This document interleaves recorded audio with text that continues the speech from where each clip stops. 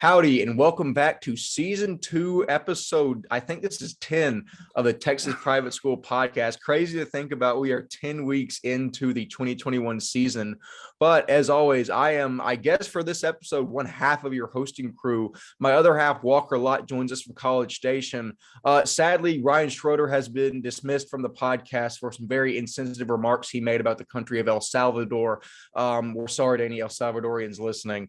But no, I'm just playing. Ryan had some prior commitments and he couldn't be here tonight, but we'll be talking about his picks on the games that we previewed. And there's actually a lot of good games we're going to have to preview. This might be the best 5-game slate that we preview so far. But Walker, a lot happened in the past week of football. What are your thoughts on it? Yeah, I mean, this has been one of the biggest, craziest, strangest weeks of football we've had in a while, man. But yeah, it's been a good week. I got a haircut today. You see the fade on the sides, it's good. Yeah, you see it. Good week. I also want to say, I appreciate all the love we've been getting recently. I mean, we're averaging more than 500 viewers for our past couple of episodes. It's been crazy. Just keep growing and growing, and we love it and we appreciate it, man. Yeah, no, we really appreciate it. We also got 30 likes and 0 dislikes in the last video, something that has never happened before and probably will never happen again because obviously we have a lot of opinions that people disagree with. But, again, thank you so much for all the love recently. Again, if you have any takes of your own, please comment them. We love making this as engaging as possible. And that's really our goal, just to have people talk about private school sports more than they already do. But moving into our first segment, as always, we will recap last week's picks. We only had our 5 games of the week go on record last week. Ryan, yet again, somehow goes 4-1, extending his lead as 93-25 overall. There has been a change in the number 2 spot. Walker has taken that over after a 3-2 week, 85-33 overall. I have dropped back down to 3rd for the first time since like week 3 or 4, rightfully so. My picks have been horrendous lately, but we'll get into that later. I went 2-3. I am 84-34. Well, obviously, and thankfully, we can't turn to Ryan here so he can gloat about his number 1 lead. But Walker, I mean, you've jumped me for number 2. There's still a fight there. I mean, do you just think you're now the second best picker on the podcast? I mean, statistically, yeah, I guess so, but it's only a 1-game difference. I mean, it's here or there. But yeah, I'm happy to at least I showed that, hey, I still got this in the bag, I still can do this. But yeah, I mean, I'm going for Ryan's record, but it's gonna be hard to beat. Yeah, it's going to be interesting. This always happens. One of us always falls behind when we try to make picks that are out of the box. And that's what I did last week. I tried to pick upsets. It didn't work. Moral of the story, always pick the favorite. But, it is what it is.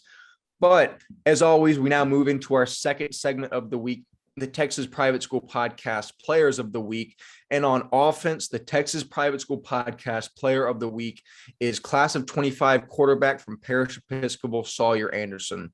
Anderson went 16 for 22 with 373 yards passing, 5 passing touchdowns and a rushing touchdown, and a win against Plano John Paul II. So obviously this is a great game, and I think this might be the first freshman that we've given it this award to. I mean, Walker, just give us some words on the freshman from Parish, the season he's having in this game as a individual statistic. Yeah, we've always talked about how good this 25 quarterback class is in this state for some reason. And I mean, I think this guy just kind of leads the way of them. When I went and saw him before the season, that first game against Bel Air, I was like, this kid has something different. How Preston, when he was younger, he had just something different about him. He has the same type of thing where he might look like a freshman being, kind of the smaller stature, but he doesn't play like a freshman. He's hard nosed. He gets the ball where it needs to go. His decision making in the pocket's really, really well. And, even though it is against Plano John Paul, maybe one of the lower Division I schools, I mean, having a stat line as a freshman is very, very impressive. It's not like we saw, what was it, a week ago, where they just handed the ball off to Andrew Paul. And that's what they honestly could do the entire year and be successful, where they didn't have to put a lot of this pressure on the freshman, right? But when you have a guy like this that can put up the stats like this and play that efficient and effective, I mean, why don't you put the ball in his hands? And that's really deadly to have him and Andrew Paul in the backfield. And you see how good this young quarterback is, and he only has 3 more years to get better. So very proud of him, excited to see him grow. And I mean, Wes, you're about to go see him this week. Oh, I'm very excited for that gigantic matchup that we'll preview later. But yeah, first of all, I do know how good Preston Stone was as an underclassman because I played him when he was a sophomore and he absolutely tore us up. Yep. But I mean, I think Novikov really knows what he's doing at Parrish, getting the freshman reps, even when he doesn't need to in big blowout games. He's just further developing him, priming them to make a deep run in the playoff and to make sure that Anderson is prepared for that. But congratulations to Sawyer Anderson, the Texas Private School Podcast Player of the Week. Now we move on to the Texas Private School Podcast Defensive Player of the Week, senior linebacker Kason Best from Austin Brentwood.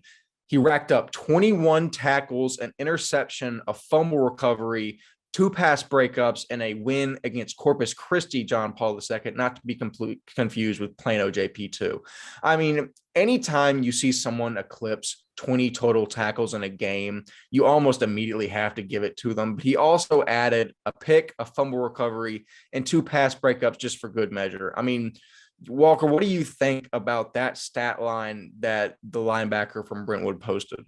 Oh, I mean, that's ridiculous. 21 tackles, first of all, is just insane. And you add on an interception, fumble recovery, and then not just making tackles, in that, in the box, making the right plays, but also doing pass breakups. So that means he's going away, having to be that, not just that tackler, but also that, defender as well. I mean, that's very effective. And that's what you want in a linebacker. I know we said this past in a couple episodes ago, I kind of said the same thing, but when you have a linebacker that can do both and recognize the offense and where he needs to be, where he needs to go that efficiently and quickly, I mean, that's a dominant, like, true linebacker you love to have on a defense. And that's what separates the good from the great, according to linebackers, No, without a doubt. I mean, just incredible, well-rounded game. Just not only being able, like you said, to get in the box and get those tackles, but also drop back in coverage, get an interception and a couple pass breakups. I mean, really, really the mark of a very talented player from Austin Brentwood in Kason Best,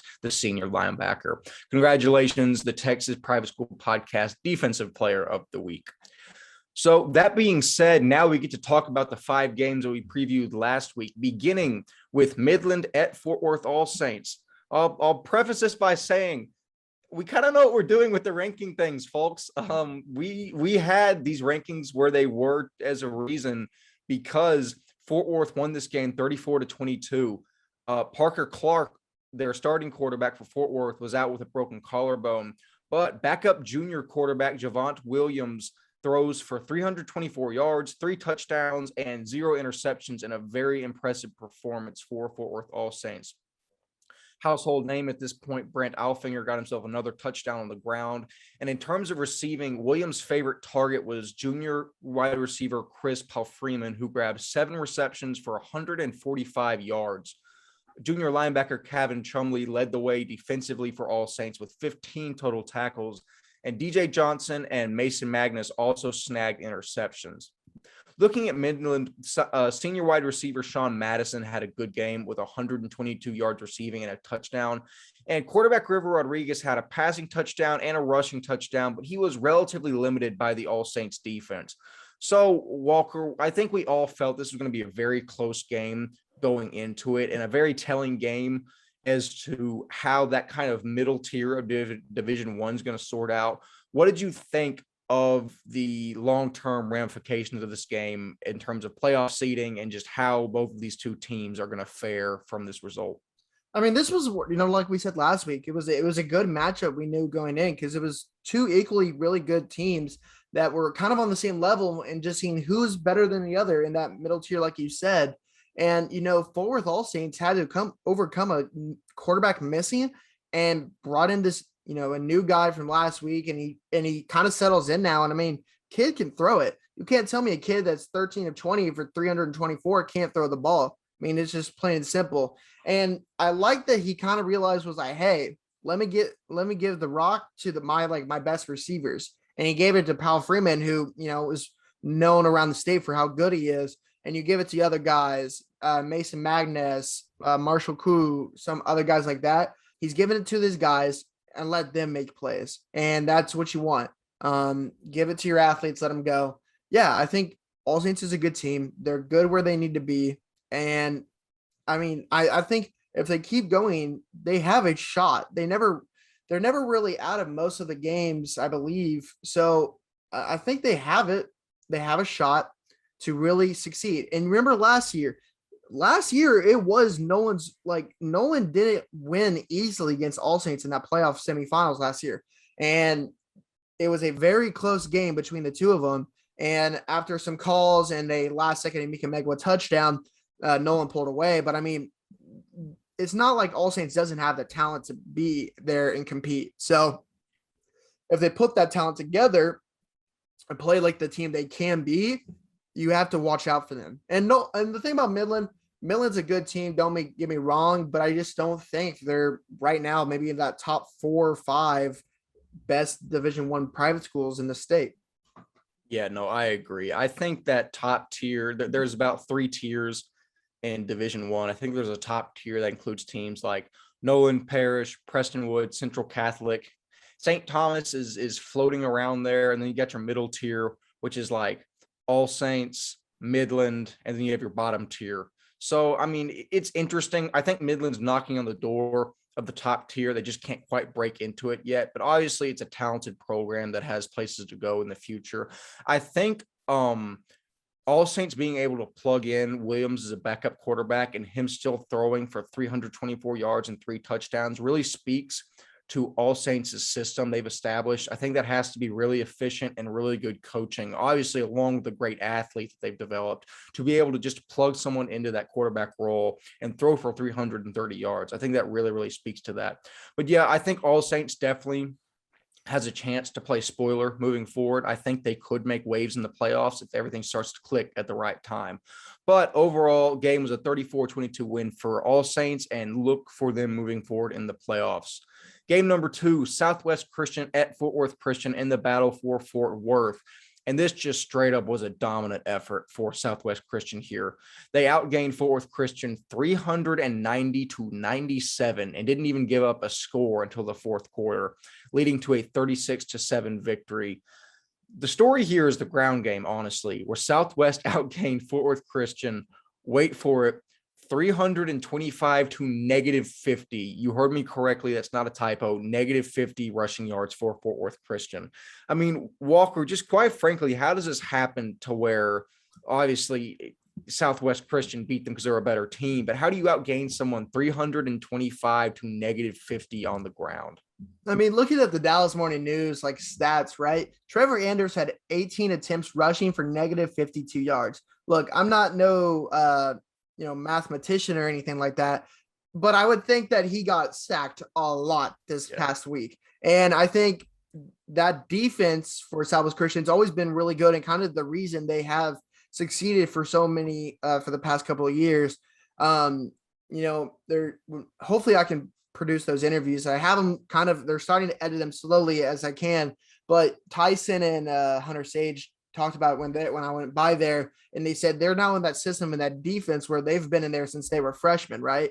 So they're kind of used to playing in that defense now and you are able to have a lot of those seniors they have like 20 seniors, I think, on this football team. So it's like, this is the year, like all these guys are kind of coming together and have went through the system and know the system. And you see it now on the stat sheet. And then on the opposite side, you have -52 yards rushing for a quarterback. Antoine Polk, man, I talked about him, I think a week ago. This kid can play. The 2023, and he does not look like a 23 whatsoever, can dominate on the ground. He's bigger, stronger, faster.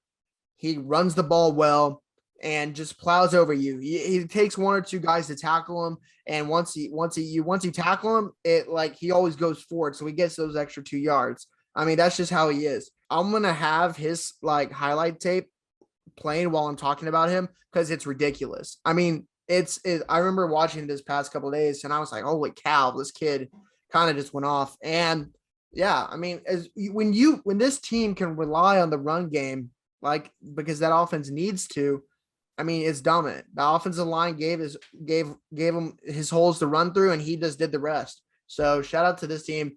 Kind of shows that SES is legit.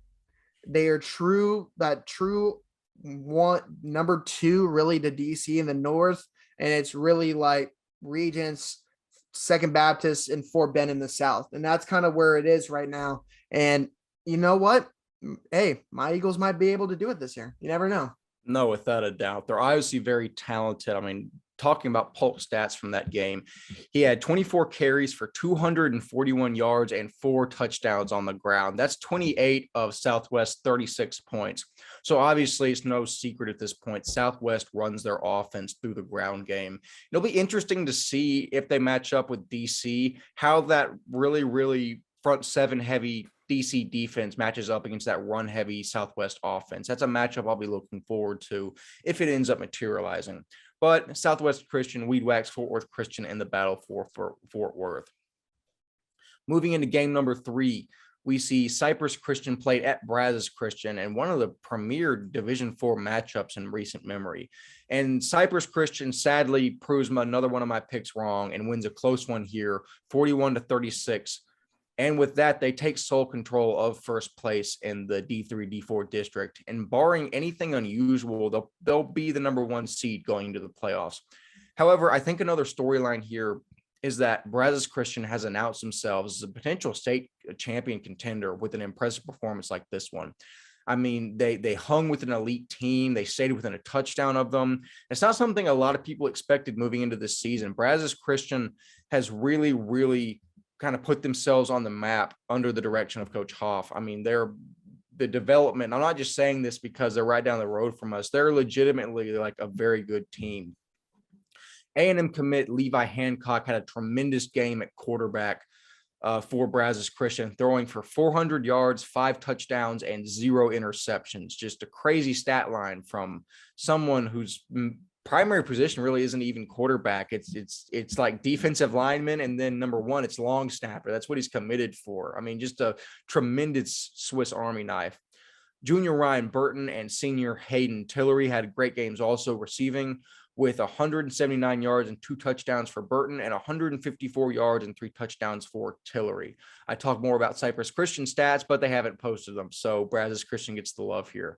But, I mean, Cypress Christian wins a close game here, Walker. What do you think that really says for this D3, D4 district, as we've seen 2 contenders kind of rise to the top out of it?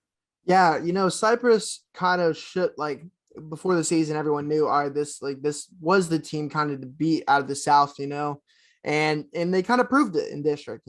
They won their district, and that's how it is. It's going to be interesting to see who in those D3 ranges can beat this team in the South, or are we going to have a team up north of all the great D1 team or D3 teams up in the north having to compete with them? I could see, like, San Antonio Holy Cross kind of did it last year, but they kind of lost a couple of their talented dudes, but they still have a couple of guys still there. But we'll see how that plays out in the playoffs. It's going to be very interesting to watch. But on the other side, I mean, like you said, it's going to be, I really do think, a Brian Brazos Christian versus Signer St. Paul semifinal matchup to see who goes to state in Division IV. They're truly, like, without Levi, they almost beat Bay Area, who's done a very good job this year. And that's a D3 team. And I mean, it's 41-36 with Cypress, who are D2, like D3 should go to upstate champ. Like, that's the type of team they almost beat. So with Levi at the helm and all the talented guys they have there, you could see something really good come out of this year. And Shiner St. Paul might not have an easy track to the state no more. No, I completely agree. I think there might be a new guard coming about in the D3, D4 district, but we'll see. There's a lot of football left to be played, and we will see as we get deeper into the season and into playoffs.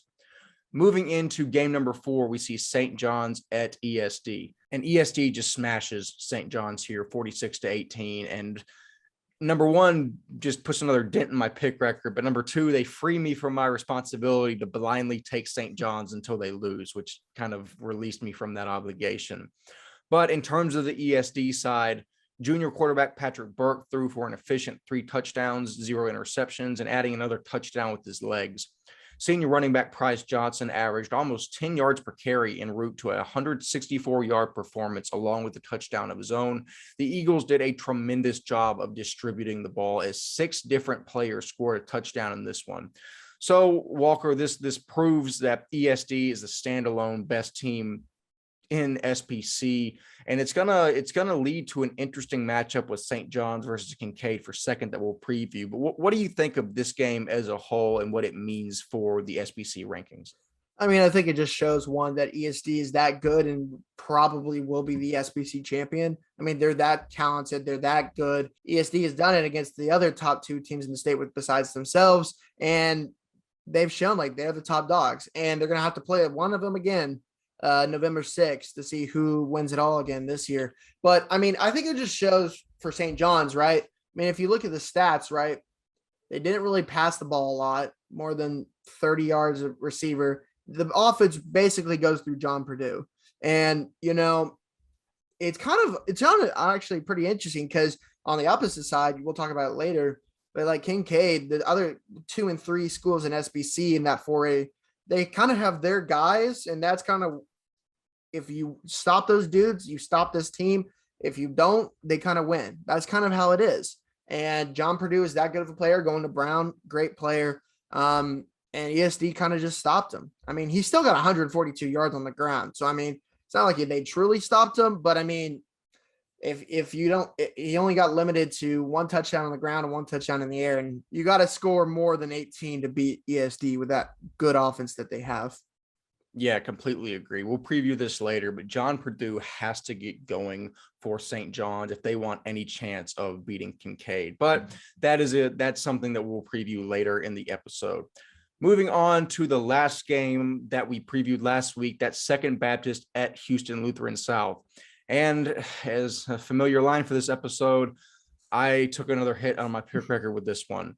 Villanova commit Eli Smith scores the first 3 touchdowns here for Second Baptist, and they just, quite frankly, never looked back after that, cruising to a 47-13 shellacking of Lutheran South. Now, I expected a lot of things from this game. An absolute blowout was not one of them. I really thought after Second Baptist struggled to put away TWCA that Lutheran South had a great chance of hanging with them and beating them, and that just wasn't the case. I think that just proves that TWCA game was probably a little bit fluky on Second Baptist's part, but I mean, who knows? That's said and done in the past. But this game takes Second Baptist to 3-0 in district and Lutheran South to 2-1 with 2 games remaining. So, you know, Walker, what does Lutheran South have to do to keep this number 2 spot wrestled away from Fort Bend Christian Academy? Because Lord knows they're coming, and they're coming strong. Yeah, I mean, I think Second Baptist proved, like, they kind of bounced back and said, hey, that's not who we are. This is who we are. And they proved it against Lutheran South. To talk about FBCA, I mean, that last week game, I know we've said it the past couple of weeks, that's going to be very interesting. And Fort Bend will, like, this next week against Lutheran South will kind of show, hey, like, how good is this team? Because it's going to be another, we saw it with the TWC matchup to see how Second Baptist and Fort Bend compared against each other. And you're about to see it again with Lutheran South versus Fort Bend this week and how they compare against each other. So we just keep comparing them. And so they finally match up in the last week of the season. But Lutheran South is not a bad team. It's just Second Baptist is that good. Like we've kind of said all year, and kind of the reason we still think they can take Austin Regents to a good game this year. If anyone can beat them, we have always said that Second Baptist could be the team to do it. And they kind of showed that again today, this last week.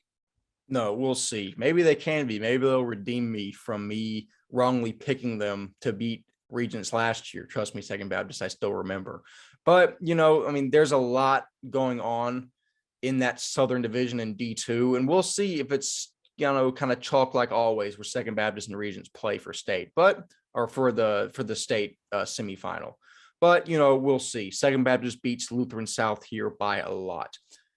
That concludes the games that we're recapping from last week. And now we transition into our news segment. First of all, a little bit of drama for the SBC championship. We're going to see ESD versus Kincaid, or is it going to be ESD versus St. John's?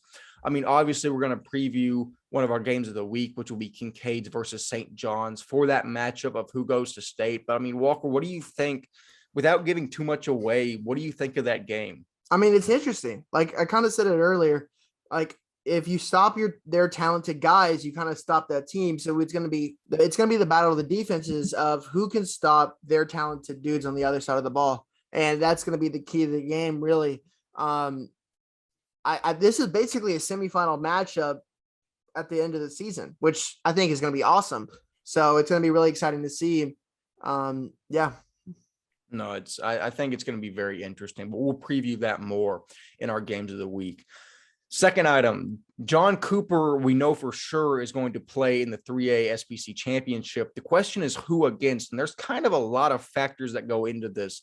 I mean, Walker, this looks like a math equation that's written down on the Google Drive. So you explain what's at stake here in the final week and what has to happen for that other matchup to come out. Basically, it's going to be, I think John Cooper hasn't lost in district, so they're automatically in. But it's going to be the matter of other teams who I think have lost, will only have 2 losses in district, and I think that's going to kind of put it at. So you have basically Cistercian, Trinity Valley, Country Day. Oak Ridge is the 4th one, but they have 3 losses in district, so that's probably not going to happen. But how it is, Cistercian has a win over Country Day and Oak Ridge, and then they've lost to John Cooper and TVS. TVS has wins over, of course, Cistercian, but losses to John Cooper and Oak Ridge. Country Day has wins over Oak Ridge, but lost to Cistercian and John Cooper. And then Oak Ridge has wins over TVS, but they've lost to Country Day, Cistercian, and John Cooper. So Oak Ridge is out. And Cistercian, right? Okay.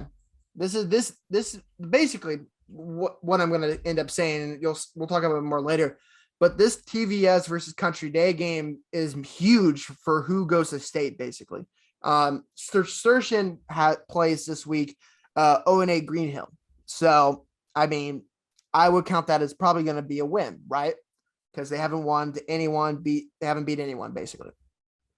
But if TVS beats Country Day this week, they tie Cistercian for the 4-2 record, and then they will have the win over Cistercian, so they will be able to go to state. But if Country Day wins, they will tie Cistercian again for the 4-2 record. But Cistercian, I believe, has the win over Country Day, so Cistercian goes to state. So basically, it's like, what was it, like a couple years ago when the Bills first made it to playoffs and they had to wait in the locker room to watch whoever beat the other team, right? So that's basically how it's going to be. Cistercian will play their game. They'll probably win, and they're going to have to sit in the locker room and wait. And I will say, this TVS versus Country Day matchup is a very evenly matched up matchup game. Sorry. So it will be very interesting to see. And so I'll talk about it more later, but it's not like Country Day is just going to give them this win. Trust me, there's too much rivalry in that game to just let them win it. So, no, without a doubt. I mean, this is a game, I'll say now, the Trinity Valley versus Country Day, that I had, and I think Walker too, had the hardest time picking a winner for. I mean, it's just a really closely contested game, and it makes it so fitting that this is a game that decides 3 teams' fate for the end of the season. I love it. It's just, it's really, really cool to see. Also, speaking of Cistercian, shout out Coach James Burke. I mean, we chopped it up for a while at the Grace DC game. He has a kid that plays for DC, and it was nice to reminisce on old Cistercian Grace games. But I mean, for that, I might pull for a situation that Cistercian gets into the playoffs, because or into the championship, because I've always liked the way they play down there. But we'll see. There's a lot riding on that game that we'll preview later. Now we move on to the new rankings that we're putting out. In terms of Division 1, everything stays the same. No change. I mean, the only thing that would have altered anything was if Midland beat All Saints. They didn't. So 1 through 10, exact same. In terms of D2, a little bit of change. St. Michael's from Austin moves up to 7. The Woodlands Christian Academy moves up to 8. Lutheran South drops a couple spots down to 9 after their loss. So D2, a little bit of shakeup, nothing crazy. I mean, Walker, you want any quick comments on anything from D1 or D2? I mean, kind of like how it always is. You lose, you kind of move down. If you win, you move up. I think just Lutheran's kind of blowout loss to Second Baptist kind of dropped them 2 spots. where TWCA lost, of course, to Second Baptist, but they kind of kept it closer. So they have the spot right above them. But I mean, with Fort Bend versus Lutheran South this week, things can change again. So yeah, look at that. What other media entity is going to give you their exact rationale behind their rankings? You're getting an insider look. We're very transparent here. D3, D4, 1 through 7 stay the same as Grace Prep continues their reign of dominance. Covenant Christian moves up to 8. Brazos Christian moves down to 9 after their close loss. And Hallsville Sacred Heart moves up to 10. So before I have any comments, I'll just read the rest of everything. SPC, top 4 stay the same. Bel Air moves into the number 5 spot. St. Mark's moves down to number 6. Cistercian up to number 7. Trinity Valley from Fort Worth down to 8. Fort Worth Country Day up to 9. And Arlington Oak Ridge moves back into the number 10 spot. And in terms of the top 10 overall rankings, 1 through 7 stay the same. DC moves up to number 8 after, sadly, a blowout win against Grace. Number 9, Houston St. John's drops down to that spot after their loss to ESD. So, Walker, in terms of D3, D4, SPC, and the overall rankings, any comments you want to make on why we did what we did? I'll go through quickly, just talking about them again. D3, D4, Brian Brazos lost, but they wanted to keep it close. So it was hard to bring him down, but Covenant had a big win over LCCS. So you had to move him at least one spot up. So that was kind of a iffy one, but I mean, you could have won it either way. And then Hallettville Sacred Heart moved in. They're 5-3. They've had a good season. So they're in that 10th spot. You could have done some other guys, but that we chose to go with that 10th spot there for them. The top 10 SBC, Bel Air beat Episcopal, beat St. Mark's. They move up. St. Mark's moves down. Trinity Valley moves down because they lost. And Country Day moves up. Oak Ridge moves up. And then we move Houston Christian out because I believe they've lost all district games so far. So, I mean, you can't really put a guy in top 10 if they lose all their district games. So, yeah, it's pretty simple there. And then, of course, St. John's kind of got blown out a little bit by ESD, so they moved down a spot, and DC just moves up because one person moves down. So pretty simple. I think some people might have issue with DC and D2 team being ranked above St. John's and Kincaid, 2 of the best teams in SPC. I mean, what do you think about that? What do you think we've seen so far that allows DC to hold that 8 spot? DC has played teams that were higher, division than them, have beaten them. And kind of have beaten all the teams they need to beat. Addison Trinity Christian came along and they kind of beat them. So that's why DC is, of course, lower than them. But they're still 7-1 against good competition. And the thing about it is, right, power rankings are power rankings. It's not like who's the better team, because that's not really how it goes. UTSA is in the top 25 this year for the first time ever, right? If you put them against UT Austin, I would probably put my money on UT Austin to win that game. But because, the Roadrunners are, I mean, if 8-0 right now, you put them in the top 25. That's just how it goes. You see SMU go in there, stuff like that. Some of the lower ranked teams get in there because they're 8-0 or have good records. That's what you expect in power rankings because they deserve to be ranked. And that's kind of the same thing with this. Even though they might one-on-one beat each other, right? They deserve to be ranked because of how good of a season they've had. That's just how power rankings are. If you don't like it, change the entire version of power rankings, because you're not talking to us. You're talking about the NFL, college football, everything. That's kind of how it goes by. It's not about how good you are. It's how good your record, and then also how good you are. So power rankings are an art, not a science. I mean, it's not completely straightforward. It's looking at teams' resumes, their overall records, common opponents. And it's like what you said. It's not necessarily this team would beat this team, but you got to take into account their whole body of work. Listen, as an audience, I love y'all. A lot of y'all have no freaking idea how rankings work, just point blank period. And I get it. I love the engagement. I love people getting like a little bit fired up about their team being ranked too low. But listen, we have a little bit of credibility here. We know how to rank teams. And looking at a couple of games, one in particular this past week, I think we know more than some people about how rankings work. But I mean, it's all in fun. I mean, we like making these. A lot of y'all enjoy that we make these and we have fun doing it. But yeah, I mean, they're power rankings. It's our opinion. It's not that deep. But that is all the news that we have. And now we move into our 5 games of the week, starting with what honestly I think is probably the best game of the year up to this point. That is the Division I matchup, number 2 ranked Nolan at number 1 ranked Parish Episcopal. I'll actually be in attendance Friday. I'm incredibly excited to see this. It's the first Dallas game I've gotten to go see, so I'll take the trek up there. And obviously I think that's the first time I've been back to the blue turf of Parish since I got absolutely blown out on it. So it'll be a mixed bag of feelings, but I think I'll survive. But I mean, listen, this just quite frankly, it's an unstoppable force meets an immovable object. I mean, there is obviously talent all over the field for both teams. I mean, for Fort Worth or for Nolan Catholic, you see 3-star defensive lineman Caleb James, 3-star DN Curly Thomas, who's committed to Cal. For Parish, you see 4-star DB Daniel Demery, wide receiver senior Blake Youngblood, who we rave about, the freshman Sawyer Anderson, who we gave player of the week to. You can't leave out Andrew Paul, the senior running back. I mean, literally, both teams are just loaded with Division I talent. And I mean, it's almost impossible. Not almost, it really is impossible right now to quantitatively prove who the better team is looking from a statistical standpoint.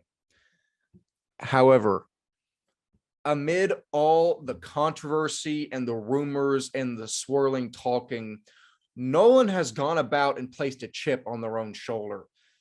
I think this game goes down to the wire either way, but I think Nolan comes out like a team possessed because of all the talking that's gone out. And I think they etch out a win here. I really do think these teams are so even talent-wise that just the sheer will that Nolan, or just the anger and the tenacity they come out with after all this stuff has come out about, resignations and suspensions. I think Nolan honestly can win this game just off anger and drive alone. I mean, I'm curious to hear your thoughts on this because it's a really, really interesting situation with two talented teams. This is the battle of the Titans, like you said. It's the two best private school teams, regardless of classification, the D1 state championship opponents from last year. And like we said last year when we went and watched them, right? Like, even though Parish started out really good, it's not like Nolan didn't have the guys and the attitude to come back, and they kept it close towards the end, remember? So it's not like it's a bad matchup or anything of the sort. It's a good matchup, good teams, good just one-on-one. Let's see how it goes. Looking at the matchup, I think it's a very good, just talented team. Both are very, very extremely talented teams. They got the guys on both sides of the ball. Nolan has kind of figured out what they were going to do with the quarterback situation since we've last talked about him. They've gone with like a 2-quarterback system with Cole Matsua and TJ Williams at the helm. And Parish, they found their guy, and Sawyer Anderson has proven he can get it done. And he's not, he hasn't really he's been in those big time games and he hasn't really fell under the pressure, and he's done really well. And I want to talk about Andrew Paul. Andrew Paul has had a dominant senior year, over just a little bit under 1,000 yards rushing, and he just got offered by Mizzou, SEC running back, now in there and in a private school team. And I wouldn't be surprised if Mizzou is not the first D1 big school to come after him. It's going to be a lot more. The season is still young. Looking into it, I think it's really going to come down to in the trenches, like it always does in football, right? You're having Aiden Gilmore and the other line for Parish, who all of them are really above 6'1", 6'2". They have a good offensive line against two of the best two defensive linemen in all of private school, and Curly Thomas and of course Caleb James. Two great defensive linemen against a great offensive line. And I think I'm going to give the edge to Parish Episcopal, and I'm going to pick Parish Episcopal. I think we're going to go separately on this one, because I really do think Parish has a good quarterback now in there with Sawyer Anderson. They have great receivers and Blake Youngblood and Nathaniel Hill, Cedric Mays as well. They have a good team. That defense is stacked by SEC offered, highly rated top 150 player Daniel Demery leading the head on the defensive side of the ball. They have a lot of good athletes on that side. And don't get me wrong, I don't think it's going to be like, oh yeah, Nolan or Parrish is going to blow them out or anything like that. I think it's going to be a very, very close game. And like you said, with everything going on for Nolan, their mindset is being like, we are this team. We're going to show everyone this team. I just think overall, I think Parrish edges them out a little bit, and I'm going to go Parrish here. But I don't get it twisted. I think Nolan has a great team. They have a great chance to win this game. And with how their mindset is going to be, Parrish just has to get their stuff together and make sure, hey, we don't overlook them. We stay focused. Our mindset is locked in to beat this team. Because like you said, two best teams in the state are going at it. And this is going to be a big time matchup. Yeah, I completely agree. You know, Nolan's kind of taken a Nolan versus the world mindset here. And just from a talent standpoint, I really think it's a coin flip who wins the game. I mean, there's so much talent on both sides of the ball. So, you know, we'll see. You know, I broke kind of a cardinal rule of mine that I picked against the home team that I'm going to cover. So that might mean that I get some grief from Parrish fans that I see there, but you know, it is what it is. Also, shout out to the Nolan Catholic Facebook group. I've seen that we're popular there. So if this clip makes it to y'all's Facebook, howdy, and say hi to me if you see me at the game. Hey, before you say that, Ryan Schroeder just sent in his picks, so we have to mention them now. Ryan Schroeder is with me, and he says that Parrish in the score of 35-21. So that's Ryan Schroeder's pick on the game. That'll be interesting. You know, I really do think if I was just picking this based on talent, I might give it to Parrish. It's just there's some energy in the air with Nolan. I don't mean to sound like a soothsayer or something, but it just there's something. I get a feeling in my bones that there's something different about Nolan right now. You know, and I'm gonna ride that out until I get proven wrong. Although that didn't really do me well with St. John's, but we'll see. Moving on to game number 2, which is a very good game in its own right. Number 4 ranked Prestonwood takes the long bus ride to number 7 Midland Christian. You know, I think I'll keep it short and sweet. I think with McGuire Martin back at the helm, Prestonwood gets the win here. You know, Midland struggled against the upper echelon of D1 going 0-3, and Prestonwood is a tough ass to get that first win against. That isn't a forfeit. I mean, you know, River Rodriguez and the team are going to have to clean up a lot of mistakes in order to pull off an upset in this one. Although, keep in mind, like I mentioned, Prestonwood is taking that long bus ride out west. But on the record, I want Prestonwood in this game. I just think they're a better overall team, especially, like I said, with McGuire Martin back at the helm. Walker, your thoughts on the number 4 ranked team traveling to Midland? Yeah, I'm going to go with you. I think Prestonwood is the team to beat here. I think they're a good team. They have one of the top, if not the top 2023 quarterback in the state with McGuire Martin back and healthy. I mean, I trust that guy to take the reins and have a great year, great game. I think this is going to be a pretty good game. I think Midland has a lot to play for of showing, hey, we're still that team. We have a chance. And like the thing about with the thing about with TAPS Division 1, it's not like Midland's out of it, right? Like they have good wins and they'll still get in the playoffs.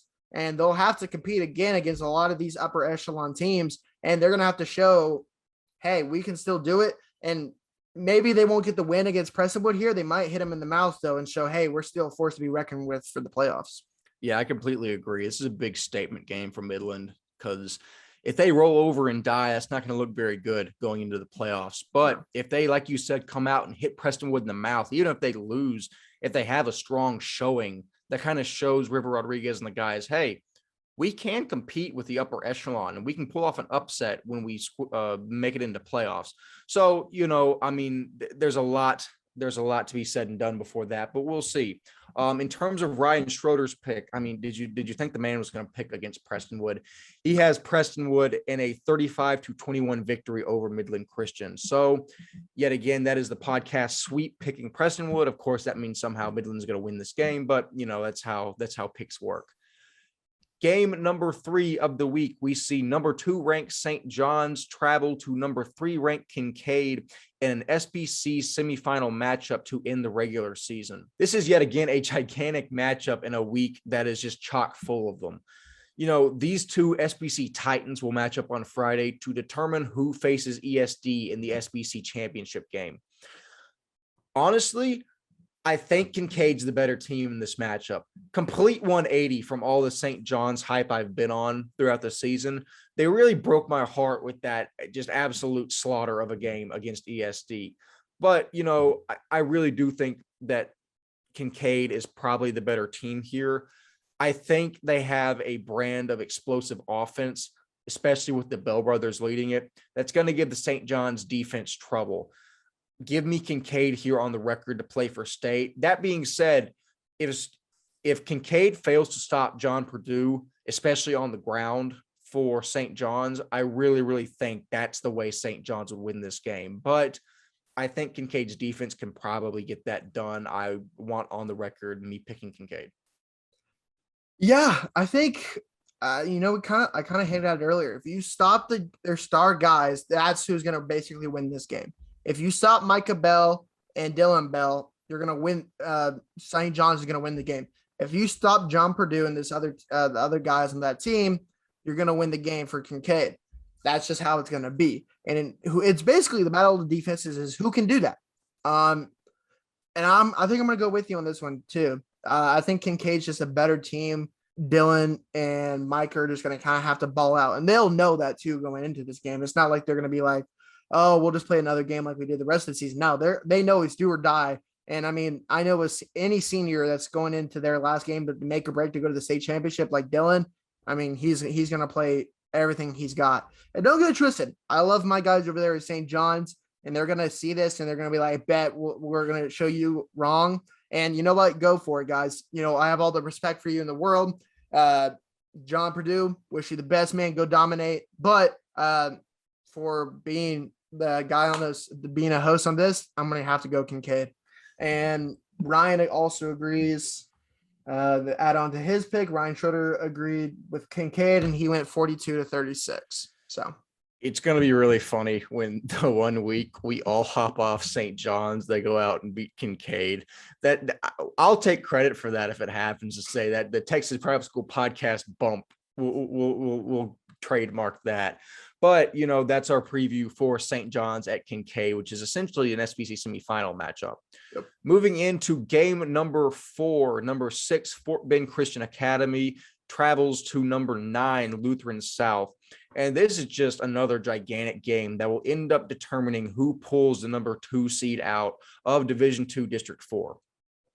We're a broken record. Fort Bend has been rolling as of late. I saw that first win against the Woodlands Christian, and that checks off 3 straight blowout wins behind standout junior quarterback Brady Dever and his host of just incredibly talented receivers that I've raved about.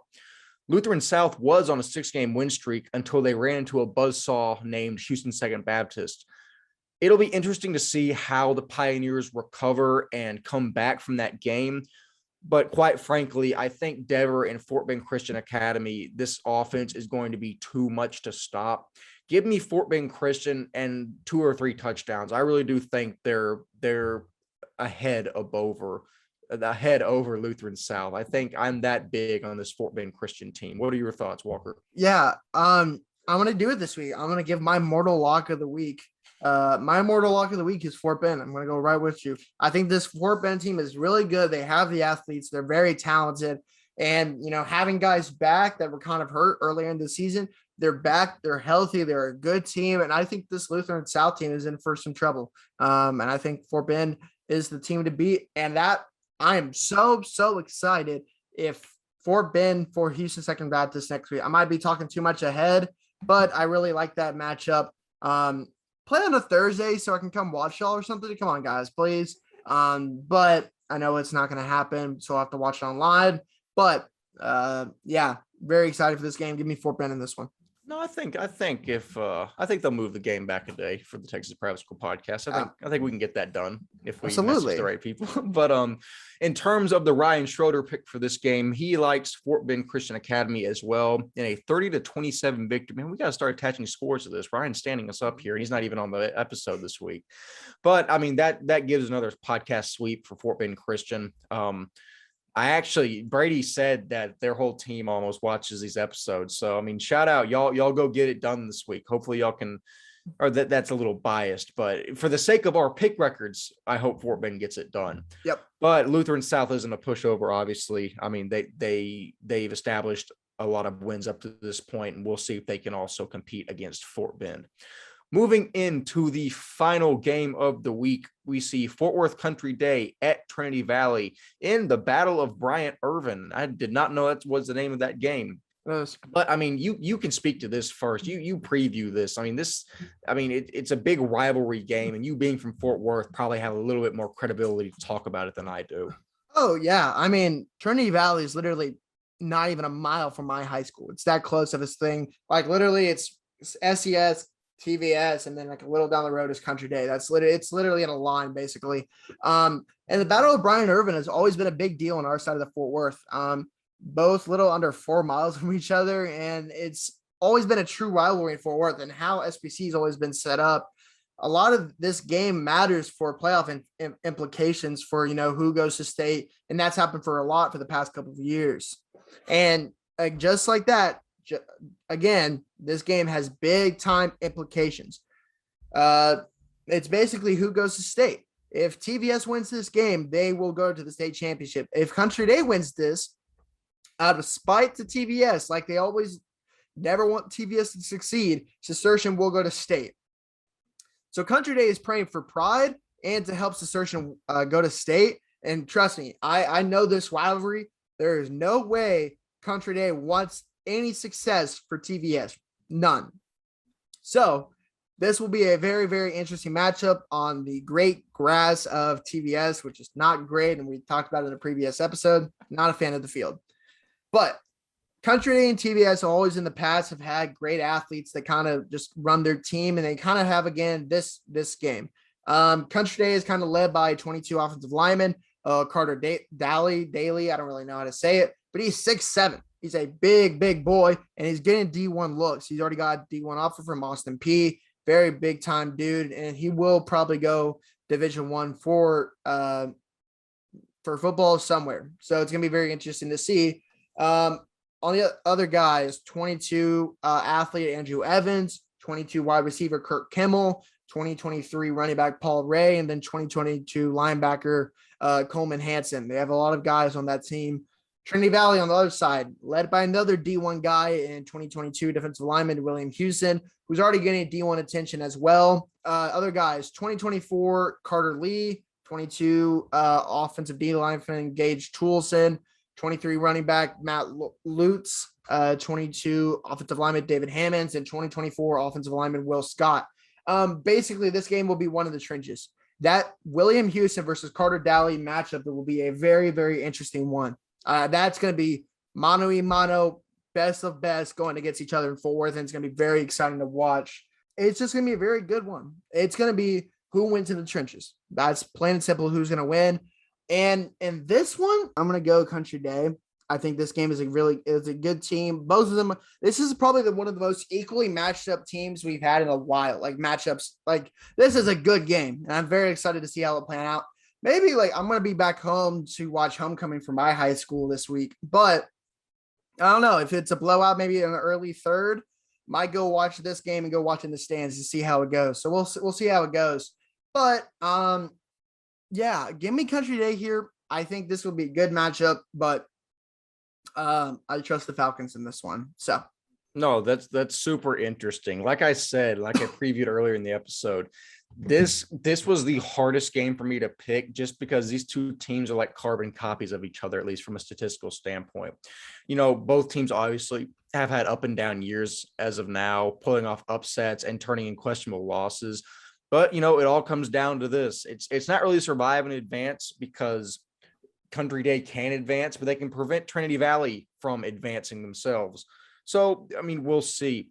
Honestly, like I say so many times, this game truly is a coin flip, but the side of the coin I like is Trinity Valley. I really do think they can get it pulled off. I think that win against Cistercian was big time in my mind. I really do think they can get the win here. And, we'll see. I don't know how confident I am in that because literally I could go either way, but that's my pick. In terms of Ryan Schroeder's pick, Ryan wants also Trinity Valley 30-21. So, I mean, yet again, we all think the game's going to be close. It just depends who comes out on the right side of that close game. But give me Trinity Valley to win and give me a Trinity Valley versus John Cooper SPC 4A state championship. I think that